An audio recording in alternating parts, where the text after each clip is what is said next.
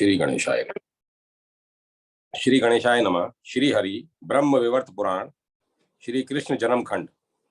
श्री कृष्ण की अनिर्वचनीय महिमा, धरा और द्रोण की तपस्या, अदिति और क्रुदु का पारस्परिक शाप से देवकी तथा रोहिणी के रूप में भूतल पर जन्म, हलधर और श्री कृष्ण के जन्म का उत्सव। नारद जी ने पूछा, भगवान, गोकुल यशोदा भवन के भीतर श्री कृष्ण को रखकर जब वसुदेव जी ने अपने गृह को प्रस्थान किया, तब नारद जी ने किस प्रकार पुत्रोत्सव मनाया? तब नंदराय जी ने किस प्रकार पुत्रोत्सव मनाया? श्री हरि ने वहां रहकर क्या किया? वे कितने वर्षों तक वहां रहे? प्रभु, आप उनकी बाल क्रीड़ा का क्रमशः वर्णन कीजिए। पूर्व काल में गोलोक में श्री राधा के साथ भगवान ने जो प्रतिज्ञा की थी, वृंदावन में उस प्रतिज्ञा का निर्वहन कैसे उन्होंने किस प्रकार किया? प्रभु, उस समय भूतल पर वृंदावन का स्वरूप कैसा था? उनका रास मंडल कैसा था? यह सब बताइए। रास क्रीड़ा और जल क्रीड़ा का विस्तार पूर्वक वर्णन कीजिए। नंद ने कौन सी तपस्या की थी? यशोदा और रोहिणी ने कौन सा तप किया था? श्री हरि से पहले हलधर का जन्म कहाँ हुआ था? श्री हरि का अपूर्व आख्यान अमृत खंड के समान माना गया है। विशेषतः कवि के मुख में श्री हरि चरित्र में काव्य पद पद पर नूतन प्रतीत होता है। आप अपने रास मंडल की क्रीड़ा का स्वयं ही वर्णन कीजिए। काव्य में परोक्ष वस्तु का वर्णन होता है, परंतु जहां प्रत्यक्ष देखी हुई वस्तु का वर्णन हो उसे उत्तम कहा गया है। साक्षात भगवान श्री कृष्ण योगेंद्रों के गुरु के भी गुरु हैं। जो जिसका अंश होता है वह उस अंशी के सुख से सुखी होता है। प्रभु, आपने ही यह वर्णन किया है कि आप दोनों नर और नारायण श्री हरि के चरणों में विलीन हो गए थे। उनमें भी आप ही साक्षात गोलोक के अंश हैं, अतः उनके समान ही महान हैं। इसीलिए श्री कृष्ण लीलाएं आपके प्रत्यक्ष अनुभव में आई हुई हैं, अतः आप उनका वर्णन कीजिए। भगवान नारायण बोले, नारद, ब्रह्मा, शिव, शेष, गणेश, क्रूम, धर्म, मैं, नर तथा कार्तिकेय, ये 9 श्री कृष्ण के अंश हैं। अहो, उन गोलोकनाथ की महिमा का कौन वर्णन कर सकता है, जिन्हें स्वयं हम भी नहीं जानते और न वेद ही जानते हैं? फिर दूसरे विद्वान क्या जान सकते हैं? शुकर, वामन, कल्की, बुद्ध, कपिल और मत्स्य, ये भी श्री कृष्ण के अंश हैं तथा अन्य कितने ही अवतार हैं जो श्री कृष्ण की कला मात्र है।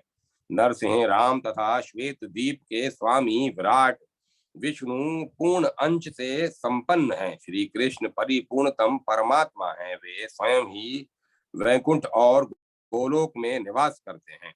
वैकुंठ में वे कमलाकांत कहे गए हैं और रूप भेद से चतुर्भुज हैं। गोलोक और गोकुल में ये द्विभुज श्री कृष्ण स्वयं ही राधा कांत कहलाते हैं। योगी कृष्ण उन्हीं के तेज को सदा अपने चित्त में धारण करते हैं। भक्त पुरुष उन्हें भगवान के तेजों में चरणाविंद का चिंतन करते हैं। भला तेजस्वी के बिना तेज कहाँ रह सकता है?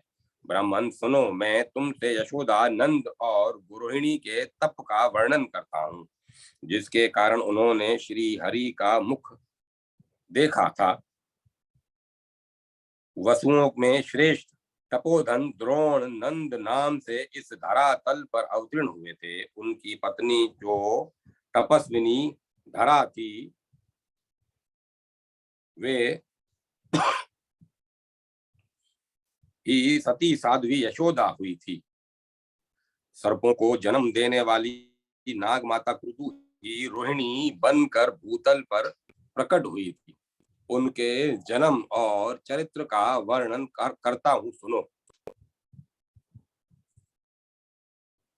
एक समय की बात है, पुण्यदायक भारतवर्ष में गौतम आश्रम के समीप गंधमादन पर्वत पर धरा और द्रोण ने तपस्या आरंभ की। मुने उनकी तपस्या का उद्देश्य था भगवान श्री कृष्ण का दर्शन। सुप्रभा के निरंजन तट पर 10,000 वर्षों तक वे वसु दंपति तपस्या में लगे रहे, परंतु उन्हें श्री हरि के दर्शन नहीं हुए। तब वे दोनों वैराग्यवश अग्नि कुंड का निर्माण करके उसमें प्रवेश करने को उद्यत हो गए। उन दोनों को मरने के लिए उत्सुक देख वहां आकाशवाणी हुई, वसु श्रेष्ठ, तुम दोनों दूसरे जन्म में भूतल पर अवतीर्ण हो गोलोक में अपने पुत्र के रूप में श्री हरि के दर्शन करोगे। योगियों को भी उन भगवान का दर्शन होना अत्यंत कठिन है। बड़े बड़े विद्वानों के लिए भी ध्यान के द्वारा उन्हें वश में कर पाना असंभव है। वे ब्रह्मा आदि देवताओं के भी वंदनीय हैं। यह सुनकर धरा और द्रोण सुखपूर्वक अपने घर को चले गए और भारतवर्ष में जन्म लेकर उन्होंने श्री हरि के मुखारविंद के दर्शन किए। इस प्रकार यशोदा और नंद का चरित्र तुमसे कहा गया। अब देवताओं के लिए भी परम गोपनीय रोहिणी का चरित्र सुनो। एक समय देव माता अदिति ने ऋतुमती होने पर समस्त श्रृंगारों से सुसज्जित हो अपने पति देव श्री कश्यप जी से मिलना चाहा। उस समय कश्यप जी अपनी दूसरी पत्नी सर्प माता क्रुदु के पास थे। कश्यप जी के आने में विलंब होने पर अदिति को बहुत क्षोभ हुआ और उन्होंने क्रुदु को शाप दे दिया कि वे स्वर्ग लोक को त्याग कर मानव योनि को प्राप्त हों। इस बात को सुनकर क्रदु ने भी अदिति को शाप दिया कि वे जरा युक्त होकर मृत्यु लोक में मानव योनि में जाएं। इस प्रकार दोनों के शापग्रस्त होने पर कश्यप जी ने क्रदु को सांत्वना देकर समझाया कि तुम मेरे साथ मृत्यु लोक में जाकर श्री हरि के मुख कमल का दर्शन प्राप्त होगी। तदंतर कश्यप जी ने अदिति के घर जाकर उनकी इच्छा पूर्ण की। उसी ऋतु से देवराज का जन्म हुआ। इसके बाद अदिति ने देवकी के रूप में, क्रदु ने रोहिणी के रूप में और कश्यप जी ने श्री कृष्ण के पिता श्री वसुदेव जी के रूप में जन्म ग्रहण किया। मुने यह सारा गोपनीय रहस्य बताया गया। अब अनंत अप्रेम्य और तथा सहस्त्रों मस्तक वाले भगवान बलदेव जी के जन्म का वृतांत सुनो। साध्वी रोहिणी वसुदेव जी की प्रेयसी भार्या थी। मुने वे वसुदेव जी की आज्ञा से संकर्षण की रक्षा के लिए गोकुल में चली गई। कंस से भयभीत होने के कारण उन्हें वहां से पलायन करना पड़ा था। उन दिनों योग माया ने श्री कृष्ण की आज्ञा से देवकी के 7वें गर्भ को रोहिणी के उदर में स्थापित कर दिया। उस गर्भ को स्थापित करके वे देवी तत्काल कैलाश पर्वत को चली गईं। कुछ दिनों के बाद रोहिणी नंद भवन में श्री कृष्ण के अंश स्वरूप पुत्र को जन्म दिया। उसकी अंग कांति तपाए हुए स्वर्ण के समान गौर थी। वह बालक साक्षात ईश्वर था। उसके मुख पर मंद हास्य की मनोहर छटा एवं प्रसन्नता छा रही थी। वह ब्रह्म तेज से प्रकाशित हो रहा था। उसके जन्म मात्र से देवताओं में आनंद छा गया। स्वर्गलोक में दुंदुभियां, आनक और मुरज आदि दिव्य वाद बज उठे। आनंद मग्न हुए देवता शंख ध्वनि के साथ जय जयकार करने लगे। नंद का हृदय हर्ष से उल्लासित हो उठा। उन्होंने ब्राह्मणों को बहुत सा धन दिया। ध्याय ने आकर बालक की नाल काटी और उसे नहलाया। समस्त आभूषणों से विभूषित गोपियां जय जयकार करने लगी। उस पराए पुत्र के लिए भी नंद ने बड़े आदर के साथ महान उत्सव मनाया। यशोदा ने गोपियों तथा ब्राह्मणियों को प्रसन्नता पूर्वक धन दान दिया, नाना प्रकार के द्रव्य, सिंदूर एवं तेल प्रदान किए। वत्स, इस प्रकार मैंने तुमसे नंद और यशोदा के तप का प्रसंग कहा, हलधर के जन्म की कथा कही तथा रोहिणी के चरित्र को सुनाया है। अब तुम्हें जो अभिष्ट हो वह नंद पुत्रोत्सव का प्रसंग सुनो। वह सुखदायक, मोक्षदायक तथा जन्म, मृत्यु और जरा अवस्था का निवारण करने वाला सार तत्व है। श्री कृष्ण मंगलमय चरित्र वैष्णवों का जीवन है। वे समस्त अशुभों का विनाशक तथा श्री हरि के दास्य भाव को देने वाला है। वसुदेव जी ने श्री कृष्ण को नंद भवन में रख दिया और उनकी कन्या को गोद में लेकर हर्ष पूर्वक अपने घर को लौट आए। यह प्रसंग तथा उस कन्या का श्रवण सुखद चरित्र पहले कहा जा चुका है। अब गोकुल में जो श्री कृष्ण की मंगलमयी लीला प्रकट हुई उसे बताता हूँ, सुनो। जब वसुदेव जी अपने घर को लौट गए तब जया तिथि अष्टमी से युक्त उस विजय पूर्ण मंगलमय सुतिका गार में नंद और यशोदा ने देखा, उनका पुत्र धरती पर पड़ा हुआ है। उसके श्री अंगों से नवीन मेघमाला के समान तेजो पुंजमयी श्याम कांति प्रस्फुटित हो रही है। वह नग्न बालक बड़ा सुंदर दिखाई देता है। उसकी दृष्टि ग्रह के शिखर भाग की ओर लगी हुई थी। उसका मुख शरत काल की पूर्णिमा के चंद्रमा को लज्जित कर रहा था। दोनों नेत्र नील कमल की शोभा को छीने लेते थे। वह कभी रोता था और कभी हंसने लगता था। उसके श्री अंगों में धूलि के कण लगे हुए थे। उसके दोनों हाथ धरती पर टिके हुए थे और युगल चरणविंद प्रेम के पुंज से जान पड़ते थे। उस दिव्य बालक श्री हरि को देखकर पत्नी सहित नंद को बड़ी प्रसन्नता हुई। धाय ने ठंडे जल से बालक को नहलाया और उसकी नाल काट दी। उस समय गोपियां हर्ष से जय जयकार करने लगी। ब्रज की सारी गोपिकाएं, बालिका तथा युवतियां भी ब्राह्मण पत्नियों के साथ सुतिका गार में आई। उन सब ने आकर बालक को देखा और प्रसन्नता पूर्वक उसे आशीर्वाद दिया। नंद नंदन नंद नंदन की भूरी भूरी प्रशंसा करती हुई वे उन्हें अपनी गोद में ले लेती थी। उनमें से कितनी ही गोपियां रात में वहीं रह गई। नंद ने वस्त्र स्नान करके धूली हुई धोती और चादर धारण की, फिर प्रसन्न चित्त हो वहां परंपरागत विधि का पालन किया। ब्राह्मणों को भोजन कराया, उनसे मंगल पाठ करवाया, नाना प्रकार के बाजे बजवाए और वंदी जनों को धन दान किया।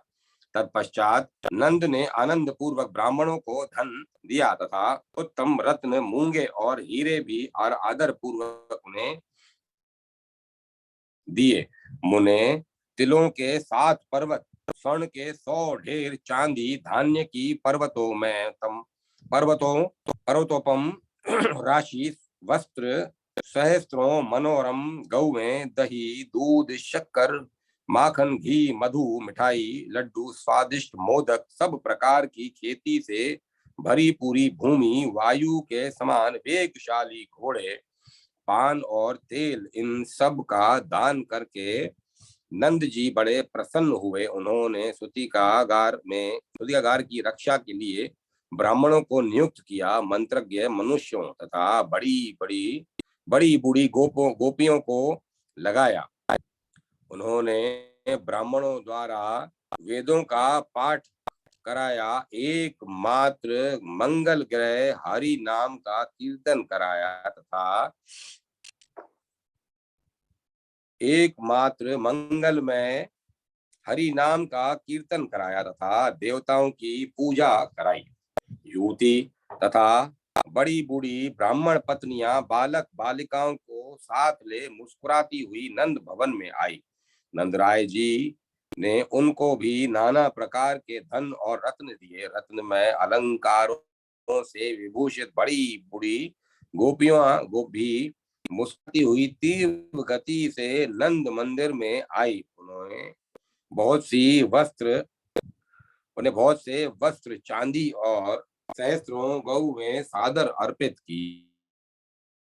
विशेषज्ञ विविध ज्योतिषी जिनकी वाणी सिद्ध थी हाथ में पुस्तकें लिए नंद मंदिर में पधारे। नंद जी ने उन्हें नमस्कार करके प्रसन्नता पूर्वक उनके सामने विनय प्रकट की। उन सब ने आशीर्वाद दिए और उत्तम बालक को देखा। इस प्रकार नंदराज व्रजराज नंद ने सामग्री एकत्र करके पुत्र उत्सव मनाया और ज्योतिषियों द्वारा शुभाशुभ भविष्य का प्रकाशन कराया।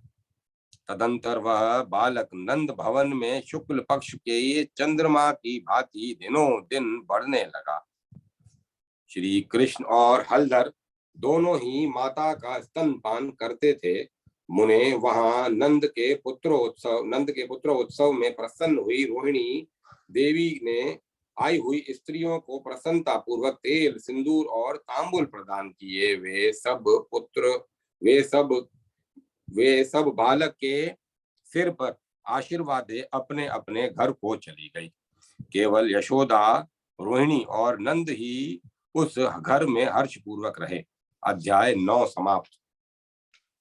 आकाशवाणी सुनकर कंस का पूतना को गोकुल में भेजना, पूतना का श्री कृष्ण के मुख में विष मिश्रित स्तन देना और प्राणों से हाथ धोकर श्री कृष्ण की कृपा से माता की गति को प्राप्त हो गोलोक में जाना। भगवान नारायण कहते हैं, नारद, एक दिन राजसभा में स्वर्ण सिंहासन पर बैठे हुए कंस को बड़ी मधुर आकाशवाणी सुनाई दी। ओ हाँ मूढ़ नरेश, क्या कर रहा है? अपने कल्याण का उपाय सोच, तेरा काल धरती पर उत्पन्न हो चुका है। वसुदेव ने माया से तेरे शत्रु भूत बालक को नंद के हाथ में दे दिया और उनकी कन्या लाकर तुझे सौंप दी। यह कन्या माया का अंश है और वसुदेव के पुत्र के रूप में साक्षात श्री हरि अवतीर्ण हुए हैं। वे ही तेरे प्राण हंता हैं। इस समय गोकुल में नंद मंदिर में उनका पालन पोषण हो रहा है। देवकी का 7वां गर्भ भी स्खलित या मृत नहीं हुआ है। योग माया ने उस गर्भ को दिया था। उस गर्भ से शेष के अंशभूत महाबली बलदेव जी प्रकट हुए हैं। श्री कृष्ण और बलभद्र दोनों तेरे काल हैं और इस समय गोकुल में नंद भवन में पल रहे हैं। वह आकाशवाणी सुनकर राजा कंस का मस्तक झुक गया। उसे सहसा बड़ी भारी चिंता प्राप्त हुई। उसने अनमने होकर आहार को भी त्याग दिया और प्राणों से भी बढ़कर प्रियसी बहन सती साध्वी पूतना को बुलाकर उस नीतिज्ञ नरेश ने भरी सभा में इस प्रकार कहा। कंस बोला, पूतने, मेरे कार्य की सिद्धि के लिए गोकुल के नंद मंदिर में जाओ और अपने एक स्तन को विष से ओत प्रोत करके शीघ्र ही नंद के नवजात शिशु के मुख में दे दो। से तुम मन के समान वेग से चलने वाली शास्त्र में निपुण और योगनी हो, अतः माया से मानवी रूप धारण करके तुम वहां जाओ। तू प्रतिष्ठे, तुम दुर्वासा से महामंत्र की दीक्षा लेकर सर्वत्र जाने और सब प्रकार का रूप धारण करने में समर्थ हो। नारद, ऐसा कहकर महाराज कंस उस राज्य सभा में चुप हो रहा। उधर स्वेच्छाचारिणी पूतना कंस को प्रणाम करके वहां से चल दी। उसने परम सुंदरी नारी का रूप धारण कर लिया। उसकी अंग कांति तपाए हुए स्वर्ण के समान प्रकाशित हो रही थी। वह अनेक प्रकार के आभूषणों से विभूषित थी और मस्तक पर मालती की माला से अलंकृत केश पाश धारण किए हुए थी। उसके ललाट में कस्तूरी की बिंदी से युक्त सिंदूर की रेखा शोभा पा रही थी। पैरों में मंजिर और कटी भाग में करधनी की मधुर झनकार फैल रही थी। ब्रज में पहुंचकर पूतना ने मनोहर नंद भवन पर दृष्टिपात किया। वह दुर्लभ और एवं गहरी खाइयों से घिरा हुआ था। साक्षात विश्वकर्मा ने दिव्य प्रस्तरों द्वारा उसका निर्माण किया था। इंद्रनील मरकत और पद्मराग मणियों से उस भव्य भवन की बड़ी शोभा हो रही थी। सोने के दिव्य कलश और चित्रित शुभ्र शिखर उस नंद मंदिर की शोभा बढ़ाते थे। चारों द्वारों से समलंकृत गगनचुंबी परकोटे उस भवन में के आभूषण थे। उसमें लोहे के किवाड़ लगे हुए थे। द्वारों पर द्वारपाल पहरा दे रहे थे। वह परम सुंदर एवं रमणीय भवन सुंदरी गोपांगनाओं से आविष्टित था। मोती माणिक्य पारस मणि तथा रत्नादि वैभवों से भरे हुए उस भव्य भवन में स्वर्ण में पात्र और घट भारी संख्या में दिखाई दे रहे थे। करोड़ों गौवें उस भवन के द्वार की शोभा बढ़ा रही थी। लाखों ऐसे गोप किंकर वहां विद्यमान थे जिनका भरण पोषण नंद भवन से ही होता था। विभिन्न कार्यों में लगी हुई सहस्त्रों दासियां उस भवन की शोभा बढ़ा रही थी। सुंदरी पूतना ने अत्यंत मनोहर वेश धारण करके मंद मुस्कान की छटा बिखेरते हुए नंद मंदिर में प्रवेश किया। उसे महल में प्रवेश करती देख वहां की गोपियों ने उसका बहुत आदर किया। वे सोचने लगी, ये कमलालया लक्ष्मी अथवा साक्षात दुर्गा ही तो नहीं है जो साक्षात श्री कृष्ण का दर्शन करने के लिए यहाँ पधारी है। गोपियां और गोपों ने उसे प्रणाम किया और कुशल समाचार पूछा। उसे बैठने के लिए सिंहासन दिया और पैर धोने के लिए जल अर्पित किया। पूतना ने भी गोप बालकों का कुशल मंगल पूछा। वह सुंदरी वहां मुस्कुराती हुई सिंहासन पर बैठ गई। उसने बड़े आदर के साथ गोपियों का दिया हुआ पाद जल ग्रहण किया। तब सब गोपियों ने पूछा, स्वामिनी तुम कौन हो? इस समय तुम्हारा निवास कहाँ है? तुम्हारा नाम क्या है और यहाँ पधारने का प्रयोजन क्या है, यह बताओ। उन गोपियों का यह वचन सुनकर वह भी मनोहर वाणी में बोली, मैं मथुरा की रहने वाली गोपी हूँ। इस समय एक ब्राह्मण की भार्या हूँ। मैंने संदेशवाहक के मुख से यह मंगल सूचक संवाद सुना है कि वृद्धावस्था में नंद राय जी के यहाँ महान पुत्र का जन्म हुआ है। यह सुनकर मैं उस पुत्र को देखने और उसे अभिष्ट आशीर्वाद देने के लिए यहाँ आई हूँ। अब तुम लोग नंद नंदन को यहाँ ले आओ, मैं उसे देखूंगी और आशीर्वाद देकर चली जाऊंगी। ब्राह्मणी का यह वचन सुनकर यशोदा का हृदय हर्ष से खिल उठा। उन्होंने बेटे से प्रणाम करवा कर उसे उस ब्राह्मणी की गोद में दे दिया।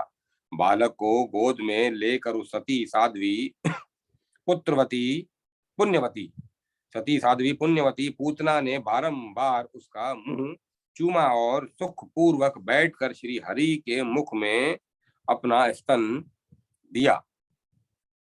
साथ ही वह बोली, गोप सुंदरी तुम्हारा यह सुंदर बालक अत्यंत अद्भुत है। यह गुणों में साक्षात भगवान नारायण के समान है। श्री कृष्ण उस विषैले स्तन को पीकर उसकी छाती पर बैठे बैठे हंसने लगे। उन्होंने उस विष मिश्रित दूध को सुधा के समान मानकर पूतना के प्राणों के साथ ही पी लिया। साध्वी पूतना ने अपने प्राणों के साथ ही बालक को त्याग दिया। मुने वह प्राणों का त्याग करके पृथ्वी पर गिर पड़ी। उसका आकार और मुख विकराल दिखाई देने लगे। वह उतान मुंह होकर पड़ी थी। उसके स्थूल शरीर को त्याग कर सूक्ष्म शरीर में प्रवेश किया। फिर वह शीघ्र ही रत्नसार निर्मित दिव्य रथ पर आरूढ़ हो गई। उस विमान को लाखों मनोहर दिव्य एवं श्रेष्ठ पार्षद सब ओर से घेर कर बैठे थे। उनके हाथों में लाखों चवर डुल रहे थे। लाखों दिव्य दर्पण उस दिव्य रथ की शोभा बढ़ा रहे थे। अग्नि शुद्ध सूक्ष्म दिव्य वस्त्र से उस श्रेष्ठ विमान को सजाया गया था। उसमें नाना प्रकार के चित्र विचित्र मनोहर रत्न में कलश शोभा दे रहे थे। उस रथ में 100 पहिए लगे थे। वह सुंदर विमान रत्नों के तेज से प्रकाशित हो रहा था। पूर्वोक्त पार्षद पूतना को उस रथ पर बिठाकर उसे उत्तम गोलोक धाम में ले गए। उस अद्भुत दृश्य को देखकर गोप और गोपिकाएं चकित हो गईं। कंस भी वह सारा समाचार सुनकर बड़ा विस्मित हुआ। मुने यशोदा मैया बालक को गोद में उठाकर उसे स्तन पिलाने लगी। उन्होंने ब्राह्मण के द्वारा बालक के कल्याण के लिए मंगल पाठ करवाया। नंदराय ने बड़े आनंद से पूतना के देह का दाह संस्कार किया। उस समय उसकी चिता से चंदन अगरू और कस्तूरी के समान सुगंध निकल रही थी। नारद जी ने पूछा, भगवान, राक्षसी पूतना के रूप में वह कौन सी पुण्यवती सती थी जिसने श्री हरि को अपना स्तन पिलाया? किस पुण्य से भगवान के दर्शन करके वह उनके परम धाम में गई? नारायण बोले, देवर्षे बलि के यज्ञ में वामन का मनोहर रूप देखकर बलि की कन्या रत्नमाला ने उनके प्रति पुत्र स्नेह प्रकट किया था। उसने मन ही मन यह संकल्प किया कि यदि इस पुत्र के समान मेरे पुत्र होता तो मैं उसके मुख में अपना स्तन देकर उसे वक्ष स्थल पर बिठाती। भगवान से उसका यह मनोरथ छिपा न रहा। उन्होंने इस प्रकार जन्मांतर में उसका स्तन पान किया। भक्तों की इच्छा पूर्ण करने वाले उन कृपा निधान ने पूतना को माता की गति प्रदान की। मुने राक्षसी पूतना ने श्री कृष्ण को विष लिपटा हुआ स्तन देकर उस द्वेष भक्ति के द्वारा भी माता के समान गति प्राप्त कर ली। ऐसे परम दयालु भगवान श्री कृष्ण को छोड़कर मैं और किसका भजन करूं? विप्रवर, इस प्रकार मैंने तुमसे श्री कृष्ण के गुणों का वर्णन किया जो पद पद पर अत्यंत मधुर है। उसके अतिरिक्त भी जो श्री कृष्ण की मधुर लीलाएं हैं उनका तुम्हारे समक्ष वर्णन आरंभ करता हूँ। अध्याय 10 समाप्त। तृणावर्त का उद्धार तथा उसके पूर्व जन्म का परिचय। भगवान नारायण कहते हैं, नारद, एक दिन गोकुल में सती साध्वी नंद रानी यशोदा बालक को गोद में लिए घर में कामकाज में लगी थी। उस समय गोकुल में भवंडर का रूप धारण करने वाला तृणाव्रत आ रहा था। मन ही मन उसके आगमन की बात जानकर श्री हरि ने अपने शरीर का भार बढ़ा लिया।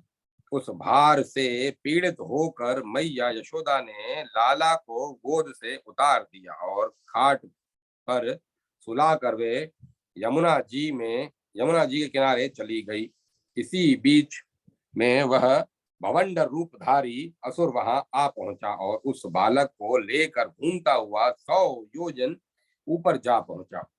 उसने वृक्षों की डालियां तोड़ दी और इतना धूल उड़ाई, इतनी धूल उड़ाई कि गोकुल में अंधेरा छा गया। उस मायावी असुर ने तत्काल यह सब उत्पात किया। फिर वह स्वयं भी श्री हरि के भार से आक्रांत हो वहीं पृथ्वी पर गिर पड़ा। श्री हरि का स्पर्श प्राप्त करके वह असुर भी भगवत धाम को चला गया। अपने कर्मों का नाश करके सुंदर दिव्य रथ पर आरूढ़ हो गोलोक में जा पहुंचा। वह पांड्य देश का राजा था और दुर्वासा के शाप से असुर हो गया था। श्री कृष्ण के चरणों का स्पर्श पाकर उसने गोलोक धाम में स्थान प्राप्त कर लिया। मुने भवंडर का रूप समाप्त होने पर भय से विहल गोप गोपियों ने जब खोज की, तब बालक को शैया पर न देखकर सब लोग शोक से व्याकुल हो भय से अपनी अपनी छाती पीटने लगे। कुछ लोग मूर्छित हो गए और कितने ही फूट फूट कर रोने लगे। खोजते खोजते उन्हें वह बालक ब्रज के भीतर एक फुलवाड़ी में पड़ा दिखाई दिया। उसके सारे अंग धूल से धूसर हो रहे थे। एक सरोवर के बाहरी तट पर वह पानी से भीगा हुआ था। पड़ा हुआ वह बालक आकाश की ओर एक टक देखता और भय से कातर होकर माता भय से कातर होकर बोलता था। नंद जी ने तत्काल बच्चे को उठाकर छाती से लगा लिया और उसका मुख देख देख कर वे शोक से व्याकुल हो। यशोदा और रोहिणी भी शीघ्र ही बालक को देखकर रो पड़ी तथा उसे गोद में लेकर बार बार उसका मुंह चूमने लगी। उन्होंने बालक को नहलाया और उसकी रक्षा के लिए मंगल पाठ करवाया। इसके बाद यशोदा जी ने अपने लाला को स्तन पिलाया। उस समय उनके मुख और नेत्रों में प्रसन्नता छा रही थी। नंद जी ने पूछा, भगवन, पांड्य देश के राजा को दुर्वासा जी ने क्यों शाप दिया? आप इस प्राचीन इतिहास को भली भांति विचार करके कहिए। भगवान नारायण बोले, एक बार पांड्य देश के प्रतापी राजा अपनी 1000 पत्नियों को साथ लेकर मनोहर निर्जन प्रदेश में गंधमादन पर्वत की नदी तीर्थस्थ पुष्प वाटिका में जाकर सुख से विहार करने लगे। एक दिन वे नदी में अपनी पत्नियों के साथ जल क्रीड़ा कर रहे थे। उस समय उन लोगों के वस्त्र अस्त व्यस्त थे। इसी बीच अपने हजारों शिष्यों के साथ लिए महामुनि दुर्वासा उधर से निकले।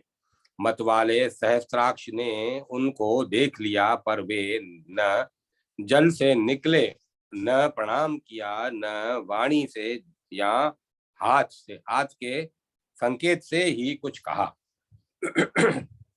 इस निर्लजता और उद्दंडता को देखकर दुर्वासा ने उनको योग भ्रष्ट होकर भारत में लाख वर्षों तक असुर योनि में रहने का शाप दे कहा कि इसके अनंतर श्री हरि के चरण कमल का स्पर्श प्राप्त करने होने पर असुर योनि के से उद्धार होकर तुम्हें गोलोक की प्राप्ति होगी। और उनकी पत्नियों से कहा कि तुम लोग भारत में जाकर विभिन्न स्थानों में राजाओं के घर में जन्म धारण करके राजकन्याएं होगी। मुनिएंद्र के शाप को सुनकर सब लोग हाहाकार कर उठे। राजा सहस्राक्ष की पत्नियां करुण में राजा ने एक बड़े अग्नि कुंड में का निर्माण किया और श्री हरि के चरण कमलों का हृदय में चिंतन करते हुए वे पत्नी सहित उसमें प्रविष्ट हो गए। इस प्रकार वे राजा सहस्राक्ष तृणाव्रत नामक असुर होने के पश्चात श्री हरि का स्पर्श पाकर उनके परम धाम को चले गए और उनकी रानियों ने भारतवर्ष में मनोवांछित जन्म ग्रहण किया। इस तरह श्री हरि का यह सारा उत्तम महात्म्य कहा गया। साथ ही मुनिवर दुर्वासा के शापवश असुर योनि में पड़े हुए पांड्य नरेश के उद्धार का प्रसंग भी सुनाया गया। अध्याय 11 समाप्त। यशोदा के घर गोपियों का आगमन और उनके द्वारा उन सब का सत्कार, शिशु श्री कृष्ण के पैरों पैरों के आघात से शकट का चूर चूर होना और श्री कृष्ण कवच का प्रयोग एवं महात्म्य। भगवान नारायण कहते हैं, नारद, एक दिन नंद पत्नी यशोदा अपने घर में भूखे बालक गोविंद को गोद में लेकर उन्हें प्रसन्नता पूर्वक स्तन पिला रही थी। उसी समय नंद मंदिर में बहुत सी गोपियां आई, जिनमें कुछ बड़ी बूढ़ी थी और कुछ यशोदा जी की सखियां थी।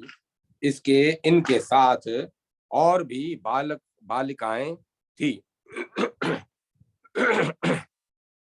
उस दिन नंद जी के यहाँ अभ्युदयिक कर्म का संपादन हुआ था। उस अवसर पर गोपियों को आती देख सती यशोदा ने अतृप्त बालक श्री कृष्ण को शीघ्र ही शैया पर सुला दिया और स्वयं उठकर प्रसन्नता पूर्वक उनको प्रणाम किया। इतना ही नहीं, आनंदित हुई गोपी यशोदा ने उन सबको तेल, सिंदूर, पान, मिष्ठान, वस्त्र और आभूषण भी दिए। इस बीच में माया के स्वामी भगवान श्री कृष्ण माया से भूखे बनकर दोनों चरण ऊपर फेंक फेंक कर रोने लगे। मुने उनके पास ही गौरस के मटकों से भरा हुआ छकड़ा खड़ा था। श्री कृष्ण का एक पैर उसे जा लगा। विश्वंभर के पैरों का आघात लगने से वह छकड़ा चूर चूर हो गया। उस छकड़े के टुकड़े टुकड़े हो गए। उसके टूटे कांठ वहीं बिखर गए। उस पर लदा हुआ दही, दूध, माखन, घी और मधु धरती पर गिरकर बह चला। यह आश्चर्य देख भय से व्याकुल हुई गोपियां बालक के पास दौड़ी हुई आई।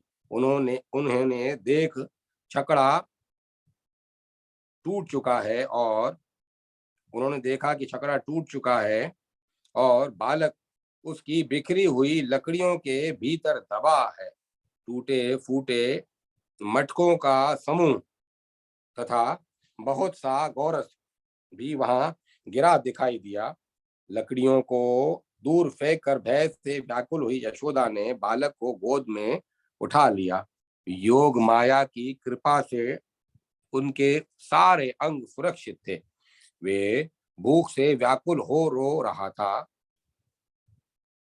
यशोदा जी ने उसके मुख में स्तन दे दिया और स्वयं शोक से व्याकुल हो फूट फूट कर रोती हुई गोपियों ने वहां खेलते हुए बालकों से पूछा, छकड़ा कैसे टूटा? इसके इसके बाद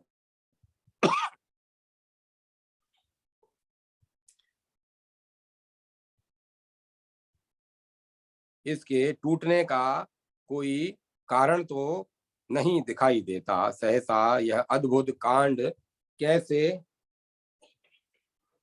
घटित हुआ? उनकी बात सुनकर सब बालक बोले, गोप गण सुनो, अवश्य ही श्री कृष्ण के चरणों का धक्का लगने से यह छकड़ा टूटा है। बालकों की यह बात सुनकर गोपियां हंसने लगीं।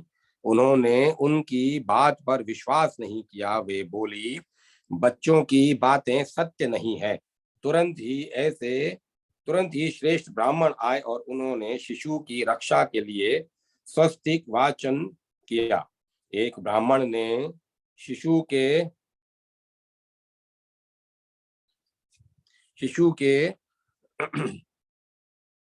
शरीर पर हाथ रखकर कवच पड़ा।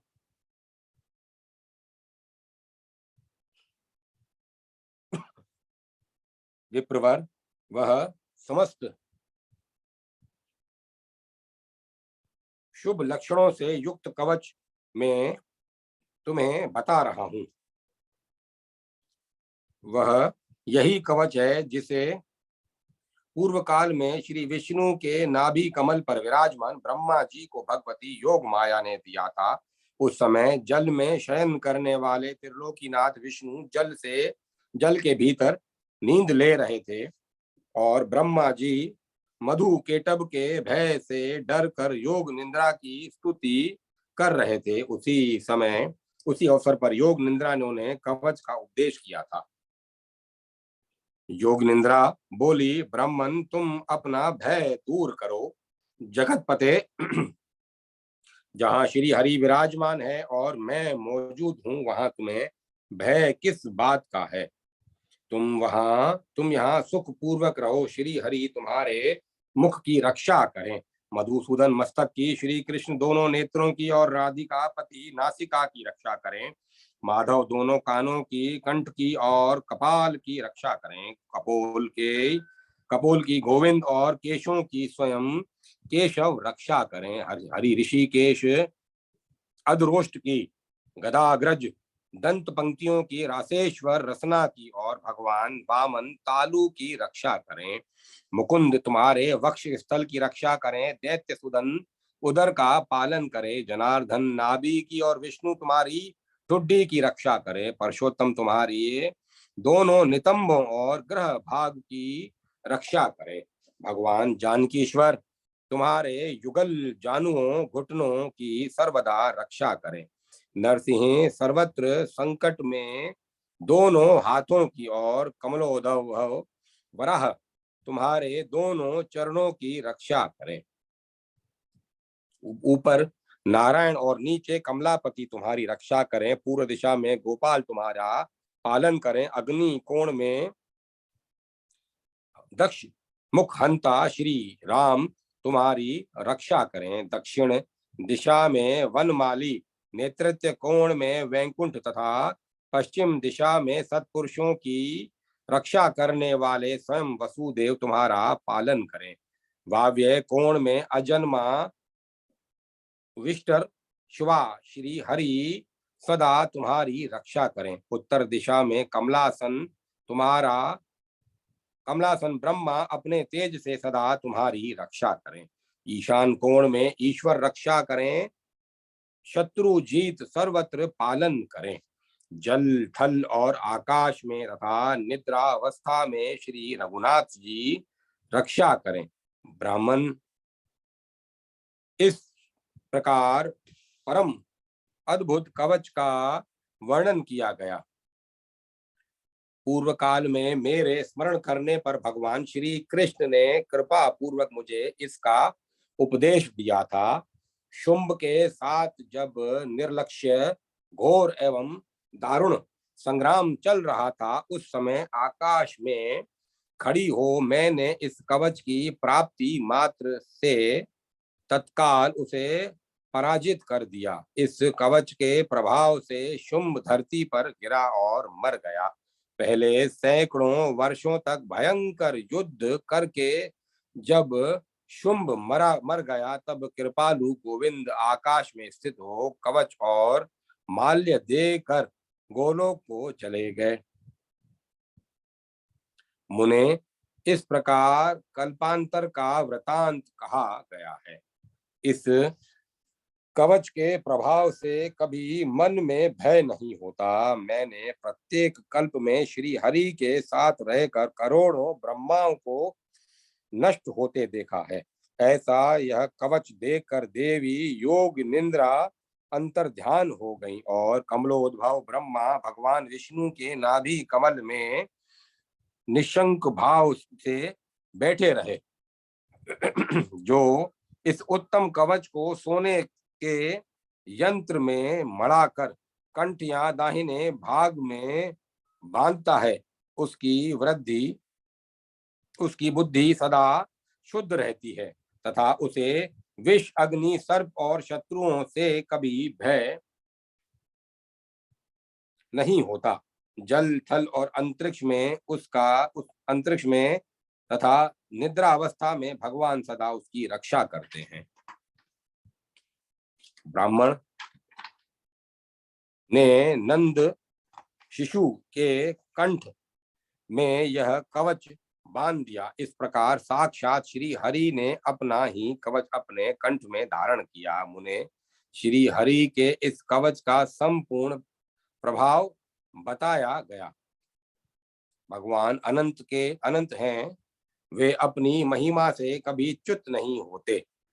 उन्होंने उनके प्रभाव की कहीं तुलना नहीं है। अध्याय 12 समाप्त। अब मैं कथा को विराम देता हूं।